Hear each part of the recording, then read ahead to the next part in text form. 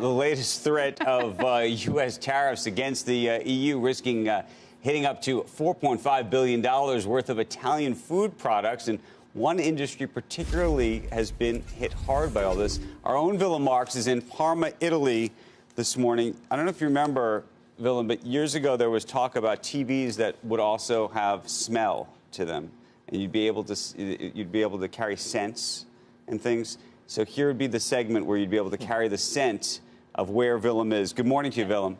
Totally. Yeah, it's a pretty strong scent inside the room where I am right now. That's because there's 5,000 of these enormous Parmesan wheels in this one caseificio, essentially a place where they make Parmesan. It's like a dairy production facility. Each one of these wheels, guys, weighs around 90 pounds, okay? It's worth, street value, retail value in the US, around $1,600. Once the tariffs kick in, people here saying it'll be about $1,800 for one of these wheels for consumers in the US, and they will be the ones, they say here, who will pay the higher prices. The challenge for the cheesemakers here in Italy, and it's not just Parmesan, it's Gorgonzola, Asiago, Grado Padano, all these other incredibly delicious Italian cheeses. The challenge for them is that their sales volumes, they expect to drop off because, of course, the American consumer will look for a cheaper option. And so what they're hoping for now is, A, a resolution to this trade dispute between the US and the EU that seems to have kicked off this week. We're expecting these tariffs to be imposed on the 18th of this month. And B, they've already started asking the Italian government for help from the European Union to subsidize some of these producers. And the way that would work, these guys would be paid per Parmesan wheel about €1, so just a little more than $1, to keep them on the shelves here. They can mature anything from 12 months to up to about 3 years.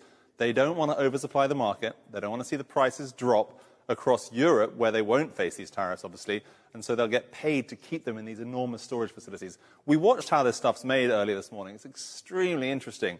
You have a bunch of milk left overnight, which separates and the fat comes off the top. They take the skim milk from that that's been sitting in these trays for hours, add it to these enormous copper cauldrons, and to that they also add the fresh morning milk. They stir it all together. They add some stuff from inside the cow's stomach that essentially curdles the milk. They wait for that curdle to solidify. They break it up. It falls to the bottom of these massive cauldrons as they heat them up. And then they use these huge cheesecloths, essentially, dip them inside the cauldron, pull it up. You see these massive white slabs of curd.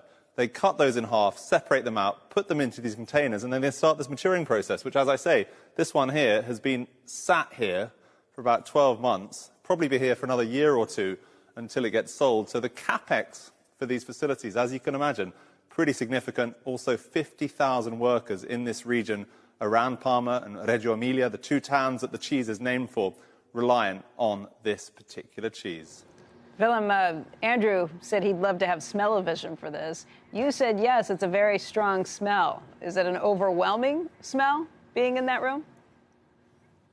No, there's a little store at the edge of this place which sells a bunch of other cheeses, and it's the Gorgonzola that really hits the nostrils hard. This is kind of a bit oaky. It's got a bit of an earthy scent to it, and just, I probably shouldn't, but just touching this stuff, you can feel the grease on it. It's kind of sweating throughout this maturation process. Hold it. And it's pretty extraordinary to see the colors change as they get older, from a really white cheese to a very rich orange further down the rows here. Hey, Willem, we got to go, and it was a great economic story, and I was mesmerized by the video, actually. But just tell me, what's the cow stomach piece? Because that sort of threw me for a loop. Yeah, so there's a certain substance inside the cow's stomach, because the whole point of this cheese is they want everything to be natural, no preservatives, no additives. So for 900 years, they've been taking this particular portion of the protein, essentially, inside a cow's stomach, and that's what curdles the milk. Thank you for, news you can use, news you can't use, news you just... I good to know. Willem, we appreciate it. We'll talk to you very soon. News you can eat. News you can eat. News you can eat.